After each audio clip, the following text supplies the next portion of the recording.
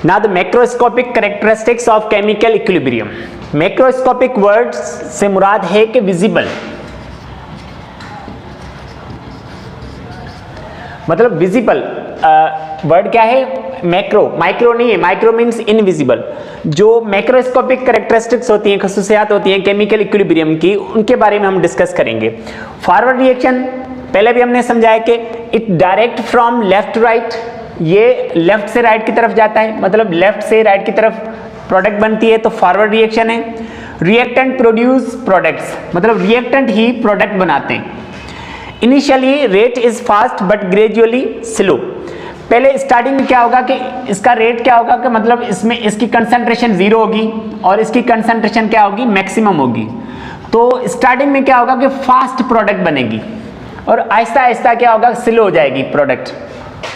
Reverse or backward reaction, it direct from right to left, मतलब ये side जो होती है प्रोडक्ट वाली, ये राइट साइड है, ये लेफ्ट साइड है, तो अब लेफ्ट से राइट की तरफ रिएक्टेंट बनना शुरू करेंगे। प्रोडक्ट्स प्रोड्यूस रिएक्टेंट्स, मतलब प्रोडक्ट से ही रिएक्टेंट्स बनते हैं। इनिशियली स्टार्टिंग में क्या होगा कि रेट इज स्लो, इनिशियली जो रेट होगा वो स्लो होगा बट ग्रेजुअली स्पीड अप।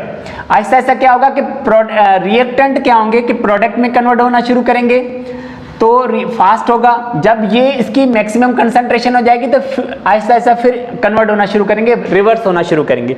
तो इनिशियली क्या होगा, रेट क्या होगा, स्लो होगा, लेकिन आहिस्ता आहिस्ता जैसे प्रोडक्ट मुकम्मल बन जाएगी, दोबारा से शुरू करना, प्रोडक्ट से रिएक्टेंट बनना शुरू करेंगे, तो फिर क्या हो जाएगा, रेट जो हो जाएगा वो स्पीड करेगा, मतलब स्पीड से प्रोडक्ट से रिएक्टेंट बनना शुरू करेंगे।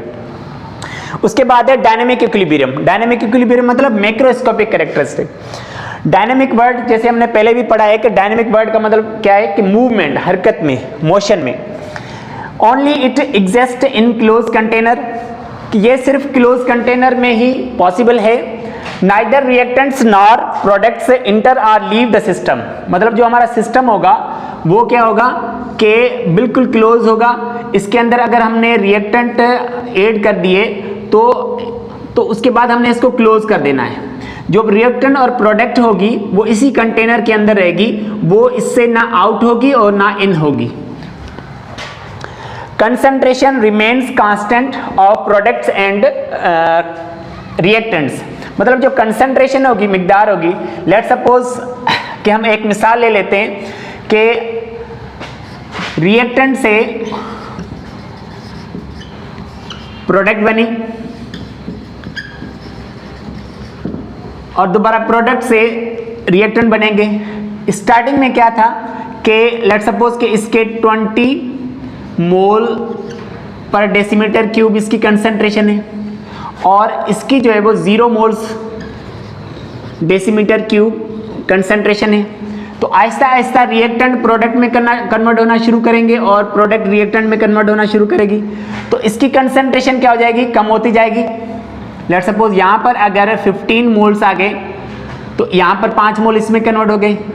तो एक ऐसी कंडीशन आएगी कि यहाँ पर जो क्वांटिटी होगी, कंसंट्रेशन होगी, इसके बराबर होगी। टोटल हमारे पास रिएक्टेंट कितने थे, 20। अब 20 हमारे पास 10 हमारे पास रिएक्टेंट है, 10 हमारे पास प्रोडक्ट है, मतलब जो कंसंट्रेशन होगी रिएक्टेंट और प्रोडक्ट की वो क्या होगी, इक्वल होगी या सेम होगी।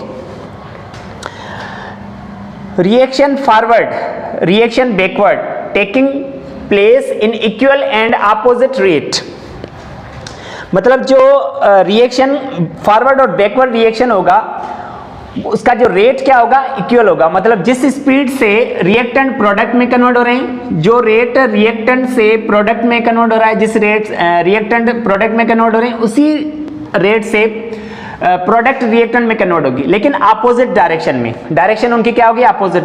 अगर ये आगे जा रहे हैं तो ये पीछे, मतलब अपोजिट डायरेक्शन होगी, लेकिन रेट सेम होगा। इट अप्रोच आइदर डायरेक्शन, अब यहां पर क्या मतलब है इस आइदर डायरेक्शन से, इसका मतलब है इट अप्रोच आइदर डायरेक्शन।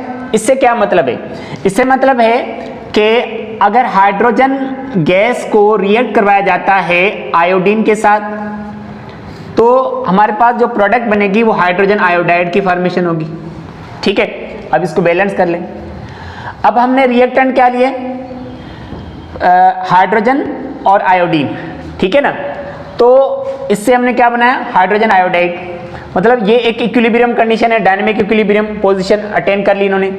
अगर हम रिएक्टेंट क्या लेते हैं, हाइड्रोजन आयोडाइड, वो प्रोडक्ट क्या बनाएंगे, हाइड्रोजन गैस और आयोडीन, ठीक है। तो हम कहीं से भी डायनेमिक इक्विलिब्रियम को ले सकते हैं, ठीक है ना, किसी भी डायरेक्शन में से। अगर हमने रिएक्टेंट के जरिए, अब यहां पर क्या है, रिएक्टेंट है ये, ठीक है, इससे हमने ये प्रोडक्ट बनाई, अब हमने प्रोडक्ट को ले लिया, उसी से हमने रिएक्टेंट बना लिए, मतलब डायनेमिक इक्विलिब्रियम किसी भी साइड्स में से ली जा सकती है। It disturb by 3 factors. जो डायनेमिक इक्विलिब्रियम है, या मतलब इक्विलिब्रियम जो कंडीशन है रिएक्शन की, उस पे 3 फैक्टर्स इफेक्ट कर सकते हैं। कंसंट्रेशन, अगर आप रिएक्टेंट की या प्रोडक्ट की कंसंट्रेशन बढ़ाएंगे तो इक्विलिब्रियम कंडीशन डिस्टर्ब होगी। प्रेशर या वॉल्यूम भी बढ़ाएंगे तब भी इक्विलिब्रियम कंडीशन डिस्टर्ब होगी। टेम्परेचर को इंक्रीज या डिक्रीज करेंगे तब भी इक्विलिब्रियम कंडीशन क्या होगी, डिस्टर्ब होगी। अच्छा, सिर्फ एक ही फैक्टर है जो इफेक्ट नहीं करता, कैटलिस्ट।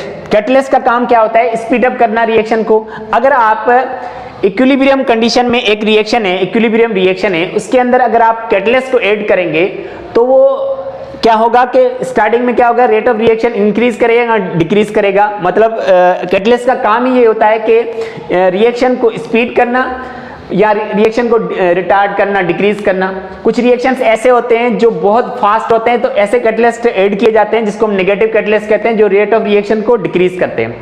कुछ कैटलिस्ट ऐसे होते हैं जो रेट ऑफ रिएक्शन को बहुत स्लो है, तो इसीलिए कुछ कैटलिस्ट ऐसे होते हैं जिसको पॉजिटिव कैटलिस्ट कहते हैं, वो ऐड करने से रेट ऑफ रिएक्शन इंक्रीज हो जाता है, ठीक है। तो अगर हमने कैटलिस्ट ऐड किया तो क्या होगा कि रेट ऑफ रिएक्शन पे कोई भी इफेक्ट नहीं पड़ेगा, क्योंकि वो इंक्रीज करेगा या डिक्रीज करेगा, तो फाइनली वो इक्विलिब्रियम कंडीशन अटेन कर लेंगे। That's it.